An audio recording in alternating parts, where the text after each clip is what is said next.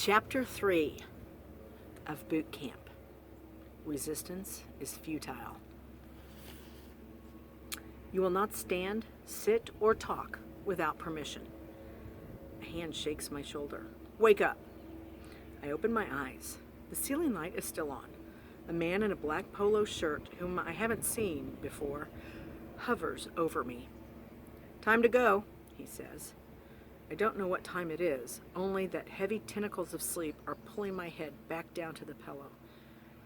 I close my eyes, but instantly feel the hand on my shoulder again, rougher this time.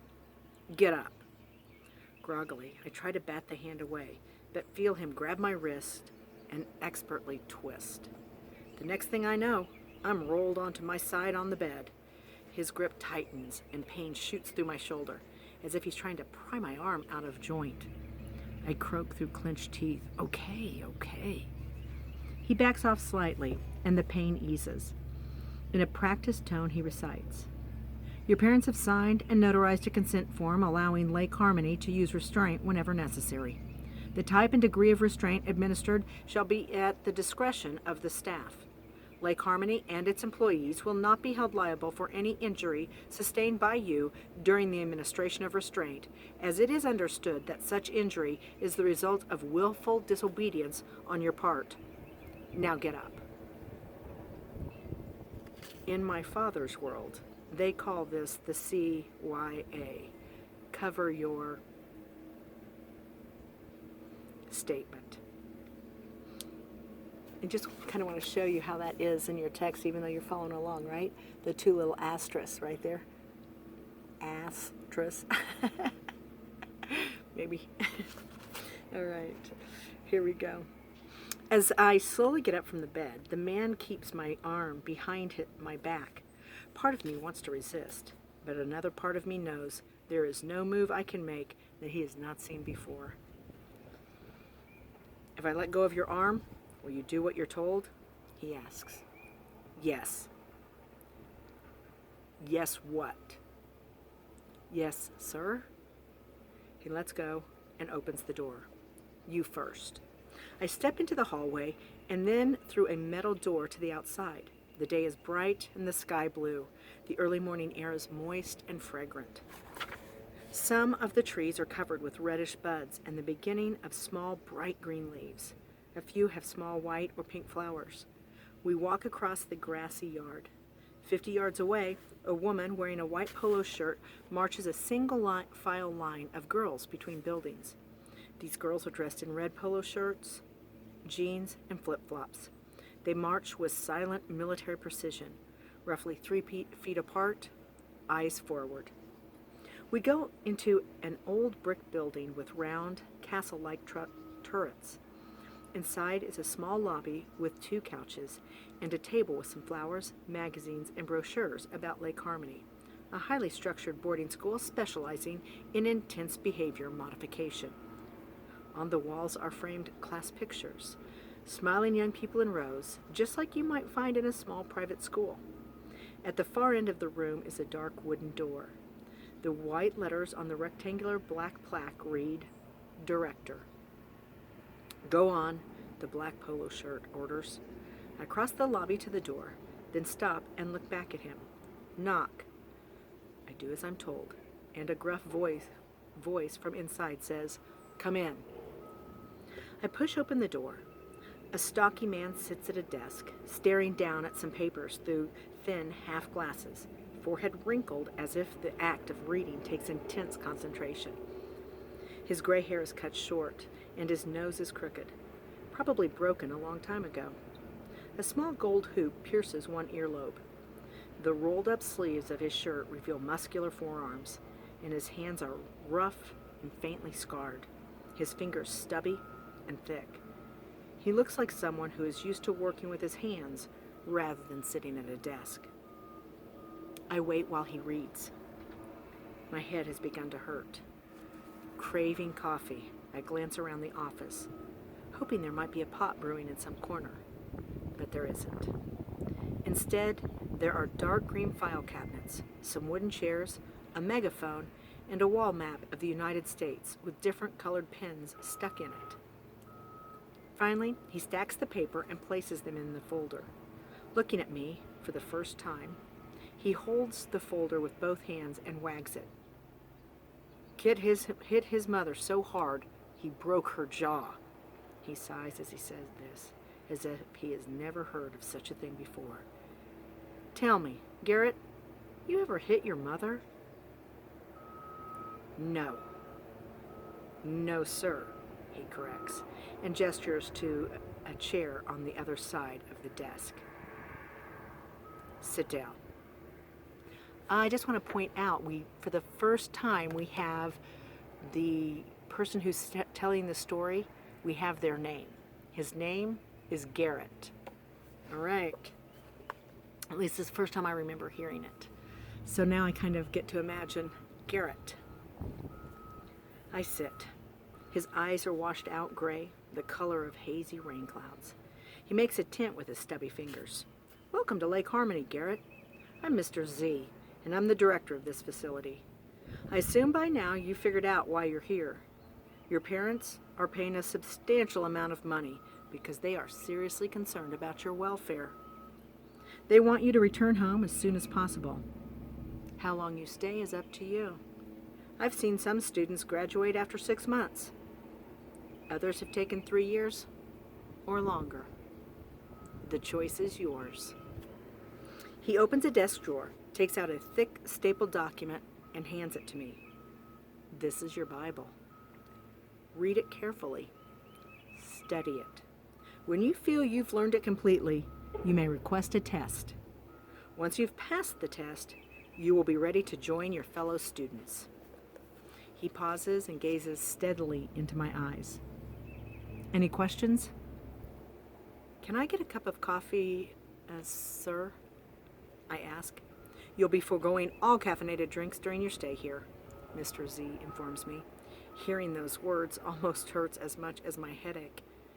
Any other questions? Sir, is it possible that someone could be sent here for the wrong reason? I ask. Those gray eyes don't waver. Once again, I have the feeling that this is a question he's heard 1,000 times before. Mr. Z shakes his head. Children aren't sent here by their parents.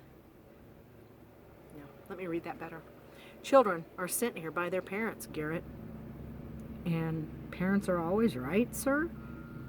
That is the principle under which we operate, at least until a child reaches the age of emancipation, Mr. Z replies. 18? Sorry? He snaps. 18, sir? In most states. Another silence. I glance at the wall map. The densest collection of pens are near the large metropolitan areas on both coasts. Mr. Z knows what I'm looking at, but he makes no effort to explain its meaning. Instead, he asks, any other questions? No, sir. Very good. You can go. Back outside, the man in the black polo shirt takes me to yet another building. This one has classrooms. Inside, students sit at corrals working silently at computers. The wall of corrals prevent them from seeing the other students. Men and women in black or white polo shirts sit at the back of the rooms and watch. I'm taken to an empty classroom and shown to a corral. Study it, the black shirt orders, nodding at the Bible Mr. Z gave me. The introduction begins like this. You are now a member of the Lake Harmony community. You will be released when you are judged to be respectful, polite, and obedient enough to return to your family. During your stay here, you will have no communication with the outside world, except for letters to your parents. After 6 months, your parents may visit you for a day, if they choose. Despite having only had a few hours sleep, not to mention the thumping caffeine headache, I managed to quickly read through the 61-page document. It lists the rules. No talking, no touching, no disrespectful look, etc. It describes the 6 levels one must rise through in order to be considered a candidate for graduation. It explains the system of points one must earn to climb from one level to the next. After about 40 minutes, I raise my hand. Bathroom? The black shirt asks. I'm ready for the test, sir. Black shirt frowns. In less than an hour? No way. No one's ready that fast. Read it again. I skim the Bible again, then glance up. Black shirt doesn't look happy. You're wasting my time, he mumbles, placing some photocopied sheets on my desk. The sheets have been copied so many times, the black letters have blurred and run together. There are 15 questions with room for 1 or 2 sentence answers. Why have you been sent to Lake Harmony? What does manipulation mean? What must you do to graduate? It takes about 20 minutes to complete the test. Black shirt gazes doubtfully when I motion that I'm finished, as if not only is it impossible to learn the whole Bible as fast as I claim, but even more impossible to complete the test. The frown on his face only deepens when he reads my answers, pausing now and then to refer back to the Bible to make sure they're correct. He finishes marking the test and pauses, drumming his fingertips rhythmically against the table. He checks his watch, looks down at the test again, then goes to a phone on the wall and makes a call. After a while there's a knock and another black shirt sticks his head into the room. The 2 black shirts whisper, then come to a decision. With one in front of me and the other behind, I'm escorted back to the windowless room with the metal bed. The black shirts sit in the chairs while I remain standing, waiting for the next order. My parents have signed all the necessary legal documents. I am here for a minimum of 6 months. Take a nap, one black shirt tells me. You must be tired. Not really. I should be tired, but I'm too wound up, and my head hurts too much. What? Not really, sir. Then sit down and shut up. This can't be real. My parents say I began sounding out words in picture books around the age of 2.5. At 4, I scored off the charts on the Chester scale, the entrance exam for the city's top private kindergartens. At age 6, I was figuring out square roots and adding radicals. For the first 7 years of my life, all I heard was how brilliant I was. Then, at age 8, I forged a letter from my mother excusing me from gym because of severe asthma. Sports were dumb, and I wasn't good at them. I even bought an inhaler at a drugstore and whipped it out whenever anything athletic was mentioned.